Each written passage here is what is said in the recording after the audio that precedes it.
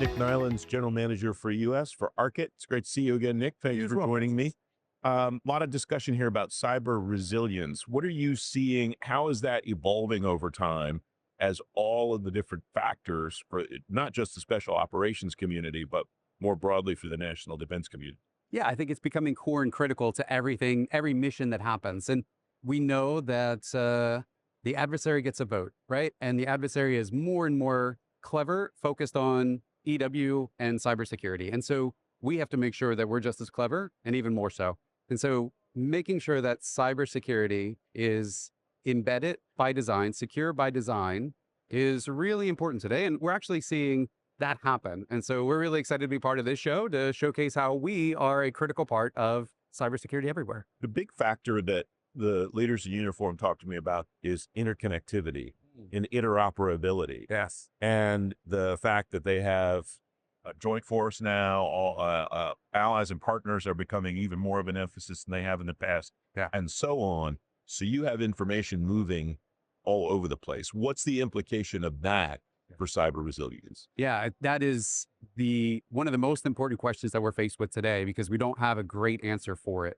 As we fight as a allied force and in mission partner environments, one of the things that Arqit focuses on, the most important thing that we focus on, is encryption. And so that's what we are. We're encryption experts, focused on cryptography, and really built, designed, architected for the tactical edge. And so we see this problem right up front in everything that we do, because there's two main ways of doing encryption today. One is through public key infrastructure. That's what you use for your Gmail, for your banking. We also use it at the tactical edge. Same concept, been around for 50 years. The other is hardware-based encryption, hardware-based crypto, so boxes. And what we bring to bear is a different model, because if you're in a mission partner environment, exchanging our certificates and our public keys with yours as mission allies is very cumbersome, very slow, and we have amazing people doing amazing things behind the scene to make it look seamless, but it's not seamless. Or we use hardware crypto and I can't give that to my allies, so now I can't talk to them. So then I have to change the classification level of the mission. Well, that's just unacceptable. So Arqit software-based encryption allows that flexibility to work in mission partner environments to make sure that the mission stays the main goal, and that we're not changing cybersecurity and the security behind the scenes to, the security is not changing the mission, I guess I should say. Yeah. So over time, how have you seen this evolve? And does that give anyone any insight into how the evolution will continue? Yeah. Or is that not knowable? Oh, I think it's absolutely knowable. I think I go back to what I said before, which is secure by design. We're coming to the realization that security doesn't need to be an inhibitor. It can be an enabler.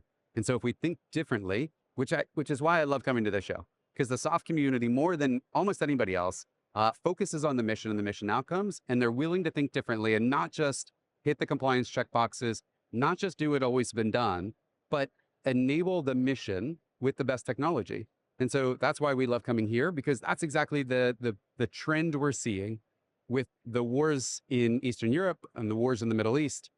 We see that there is an imminent need to focus on the mission. And so what we're seeing is that secure by design focus, that willingness to try new things, and to realize that just because we've always done it for 50 years doesn't mean that's the way we need to do it forever. So that's what we're really excited about. Final thought, what has driven that mind shift that you just described successfully, where you've seen it done successfully?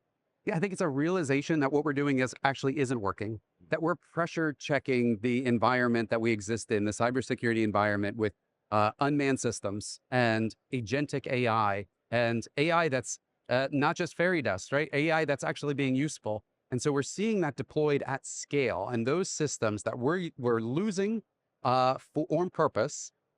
We can't put hardware-based crypto on it. We can't put PKI that doesn't scale to those environments. We can't put those in MPEs, in mission partner environments. And so we're seeing that mission need lean on technology to force us to do things differently. And that's what we're really excited about, because we have a solution that allows you to see what's broken today. And so what is your cryptographic posture today? Where are my weaknesses? And then how do I actually solve those at the speed of software? And so that's very exciting for us. And that allows the warfighter, the operator, to focus on the mission and not the security, and stay at the mission classification level they're supposed to be at.